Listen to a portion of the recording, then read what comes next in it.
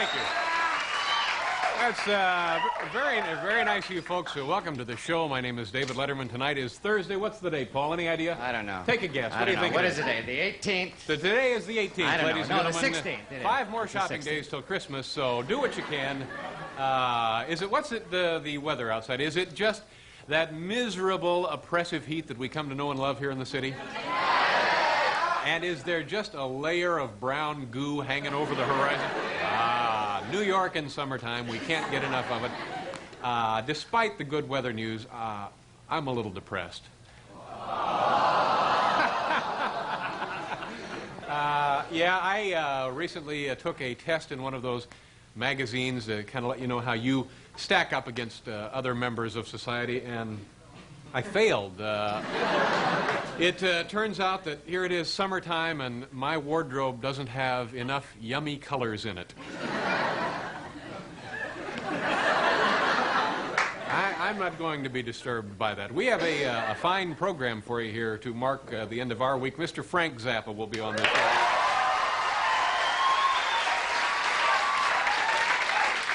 Also, a gentleman, a comedian and a juggler. An interesting combination. Mr. Michael Davis is here.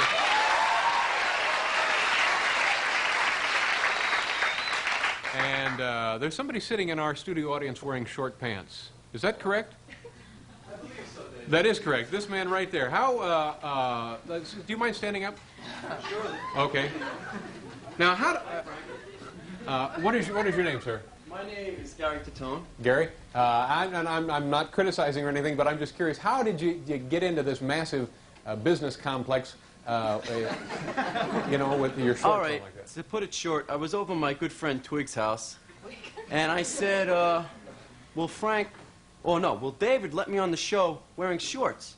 Because I really wanted to go to this show because I want to see Frank so bad. Frank being Frank Zappa. Zappa. Frank Zappa. Sure. I can't miss it. Yeah. If I go with shorts, they may not let me on. I'll be up the creek. Yeah. So I called up, and I you believe... called up to who? Frank or?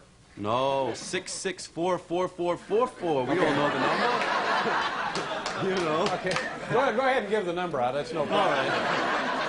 Well, I called up, and, the next thing I knew, I'm seated in a nice chair. Is it number 13? Will it bring bad luck? No, you're in good shape. It's not so much the shorts. We were kind of hoping for a tie, though, for you. No. Would you feel more comfortable if you had pants? I know I would. Just a minute. Is Eric out there? Could we get... What size do you take? How's extra large? What does he look like to you? Extra large? Okay, come here. Do you mind? Watch your stuff, yeah. Please. Yeah, watch your stuff. Just go right on out there and we'll get you a pair of pants. Thank you, David. Good luck to you.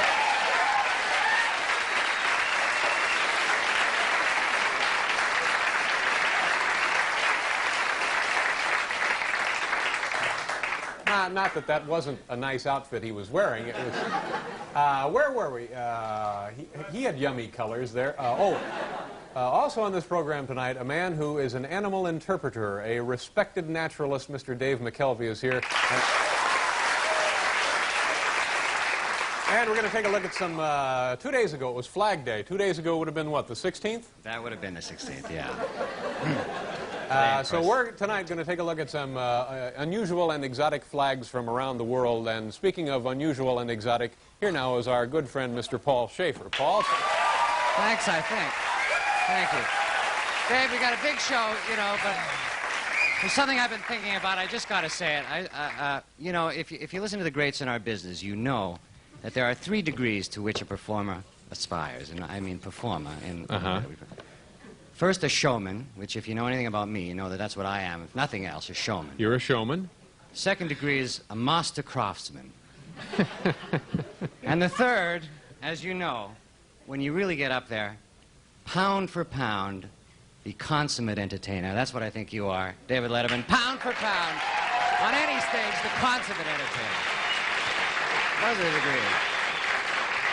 That's very nice of you, Paul. Thank you so much, sir. We... as Paul knows, every Thursday night we answer our viewer mail, and tonight is no exception. Let's get right to it, shall we? Letter number 1 comes to us from Kathleen Howard, and Kathleen writes, Dear David, I have noticed that the last 10 minutes or so of your show have a tendency to be less exciting than the first 50 minutes of the show. In fact, sometimes they are so unexciting that I fall asleep and my television stays on all night long. Do you think that tonight you could make sure that something exciting happens the last 10 minutes of the show so I don't fall asleep? I would really appreciate it. Once again, Kathleen Howard. All right, Kathleen, fall asleep if you want, but the last 10 minutes of tonight's show are going to be pretty darned exciting. Now, I don't want to give the whole thing away, but just listen to this sample of what we've got planned for you. B5. D48. That's right. Okay. Now, I'm not promising that Sandy Becker himself will make an appearance.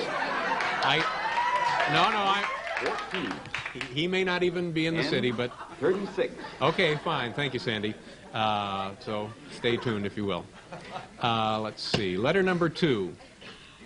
While recently viewing one of your programs, I recalled a show where you threw coffee in Paul Schaefer's face. I like this kind of behavior and would like to see more of this in the near future. What about it? This is... Okay, Paul, what do you think? Do you mind if I throw some hot coffee in your face sometime soon? Well, I don't know. How about Monday? You know, I'd really rather not do it again. The first time How about Wednesday? Let's do it Wednesday. Excuse me, Dave. Dave? Yes, Bill. Excuse me, Bill Wendell, ladies and gentlemen, our announcer. Dave, I'd like to make a suggestion, if I can. With summer coming on, how about throwing iced coffee in Paul's face? Now, it'd please this guy, and, you know, it's a great way to beat the heat. It certainly is, Bill. Thank you very much. Beat the heat. Okay. By the way, I want to thank everybody who participated in the Bill Wendell announcers camp up in the Berkshires. Gary, you got some pants? Good. Good. Thank you very much. No, I think you can just go on up there.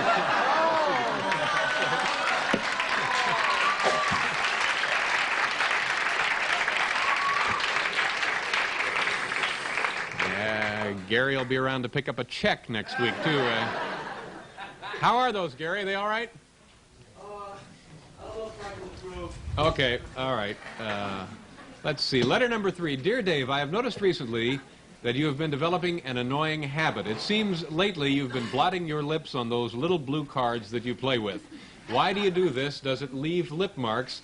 Why don't you use a late-night facial blotter? Well, this comes to us from a concerned fan, Barry Gold in Phoenix, Arizona. Well, Barry is talking about occasionally I will like this. Now, it's very easy for you to call my wiping my lips with these blue cards an annoying habit. But I can remember a show a few months ago when I didn't have any of these blue cards with me, and it was one of the most embarrassing moments of my life. And coming up in this half-hour, comedian George Miller plus Stupid Pet Tricks. And has anyone seen those blue cards? Have you seen my blue cards? Those little. Has anybody seen the? Can we maybe if we just go to a commercial, and I'll get a blue card. And we'll be right back. Awesome.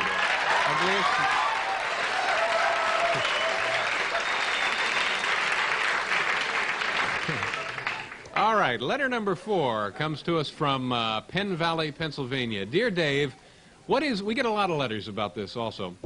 Oh, nice stationery. Could we see that again? Memory jogger, that's cute. Dear Dave, what is that thing that hangs out of Paul Schaefer's left ear? Your pal, Andrew M. Sachs, Penn Valley, Pennsylvania. Well, it's interesting that you should write about that thing. It happens to be another one of our marvelous special effects. We can get a shot of Paul, and we'll show you how that works. There it is. That's how that works.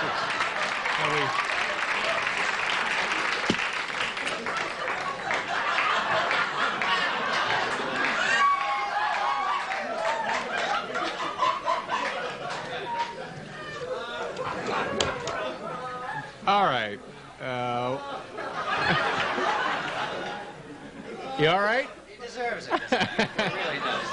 There he goes. Letter number 5, it says here, Dear David, it's over. I have watched your show since the late 50s and have written you innumerable letters, none of which have appeared on viewer mail. I guess if I had any guitars on my stationery or maybe some cats, I'd be all over the screen. We occasionally have featured unusual stationery on this segment. Well, the letter continues, I am through writing you.